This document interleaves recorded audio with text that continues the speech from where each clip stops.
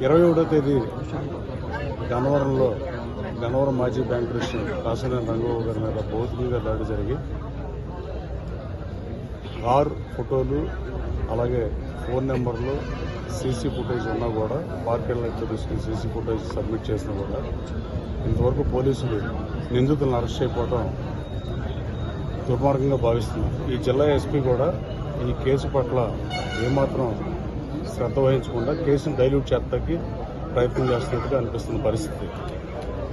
Car number ఉంది, toll గేట్ల దగ్గర సీసీ ఫుటేజ్ చూస్తే కారులో ఎవరున్నారో తెలిసిపోతుంది. కనీసం ఆ పని కూడా చేయకుండా నిందితులను వదిలేస్తాం పోలీస్ శాఖ వైఫల్యంగా, ప్రభుత్వ వైఫల్యంగా నేను భావిస్తున్నాను.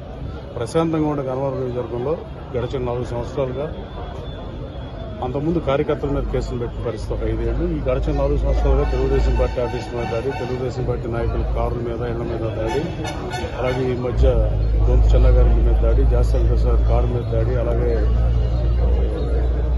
నరసయ్య గారి ఇంటి దగ్గర మన కారు అద్దాలు బాగా పరిస్థితి విజయవాడ రోడ్డు.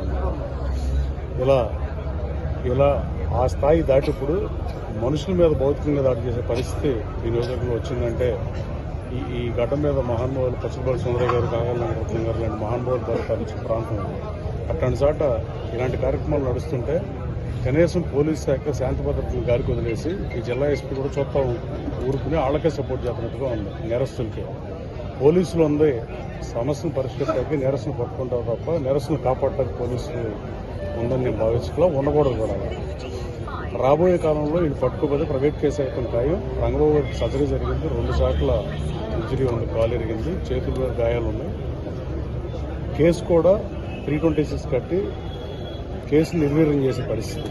307కి కన్వర్ట్ చేయమని డిమాండ్ చేస్తున్నా. చేయకపోతే మేము ప్రైవేట్ కేసు వేస్తాం. పోలీసుల మీద కూడా మేము ప్రైవేట్ కేసు వేస్తాం. దీంట్లో ఏమాత్రం వెనకడి చేసే ప్రసక్తి లేదు. మనుషుల మీద కూడా దాడులు చేయాలంటే చూస్తా ఊరుకునే పరిస్థితి ఉండదు.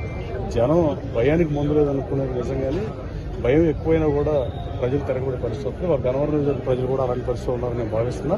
ప్రజలు రోడ్డు ఎక్కక ముందే పోలీస్ శాఖ అర్జెంటుగా ఈ నిందితులను అరెస్ట్ చేయాలి. కనీసం ఆ టోల్ ప్లాజాల్లో ఆ కార్ నెంబర్ ఉంది, ఫోన్ నెంబర్లు ఉన్నాయి, మీ దగ్గర అన్నీ ఉన్నాయి. అన్నీ ఉన్నా కూడా ఇంకా వారం రోజులైనా నేరస్తులు పట్టుకోపోవడం చాలా బాధాకరం. ఇది పోలీస్ వ్యవస్థకే సిగ్గు చేయడం, ప్రభుత్వానికి కూడా సిగ్గు చేయడం. ప్రభుత్వం ఎన్నికలు వస్తున్నాయి కాబట్టి వదిలేసిందని అనుకున్నా ఆ ప్రభుత్వ పెద్దల సూచనలు పాటించే మీరు నేరస్తులు పట్టుకోవాలని భావించాల్సిన పరిస్థితి వస్తుంది. అలాగే ఎవరైతే సిఐ, సబ్ ఇన్స్పెక్టర్ ఎవరైతే ఈ కేసును పర్యవేక్షిస్తున్నారో వాళ్ళందరినీ ట్రాన్స్ఫర్ చేసిన పరిస్థితి. వాళ్ళు ఎట్టి పరిస్థితుల్లో ట్రాన్స్ఫర్ ఆపి ఈ కేసు ఒక దశకు వచ్చే వరకు వాళ్ళు ట్రాన్స్ఫర్ చేయకూడదని కూడా మేము మీడియా ద్వారా విజ్ఞప్తి చేస్తున్నాం పోలీస్ శాఖకి. పోలీసులు తదుపరి వారం చూసాం, ఇంకో 2-3 రోజులు అరెస్ట్ అయిపోతే డెఫినెట్గా మేము నెక్స్ట్ కార్యాచరణ పాటిస్తాం. Thank you. పోలీస్ శాఖ తెలుసాలి కదా, మనం ఏం తెలుస్తాం. పోలీసులు తేలితే ఇప్పుడు మాడదాం ఎవరు దోష ఎవరు. సీసీ ఫుటేజ్ ఉంది, కార్ నెంబర్ ఉంది, ఫోన్ నెంబర్లు ఇచ్చాం. ఆ కార్ నెంబర్ని కేసర్ టోల్ గేట్ దగ్గర చుట్టుపక్కల టోల్ గేట్ల దగ్గర సీసీ ఫుటేజ్ చూస్తే నేరస్తులు కార్లు ఎవడున్నాడో తెలుస్తుంది. అది పోలీస్ శాఖ. మీ మీడియా వాళ్ళు కూడా ఎస్పీని అడగండి, జిల్లా ఎస్పీని ఏం చేస్తున్నాడు. కలెక్షన్ కోడి పంది రాత్తంటే ఏం చేయలేడు, క్యాష్ నడిపితే ఏం చేయలేడు. కానీ కనీసం దాడి జరిగినప్పుడు ఆ Innova car, phone number, CC footage అన్ని ఇచ్చినా కూడా ఇంక ఎస్పీ ఎందుకు? ఎస్పీ ఉద్యోగంలో ఉన్నవాటో లేకపోతే నేను భావిస్తున్నాను. మీరు వెళ్ళి ఎస్పీని అడగండి ఈ క్వశ్చన్. ట్రాన్స్ఫర్ కూడా చేయొద్దని చెప్పండి. కేసు మధ్యలో ఉండగా సీఐలను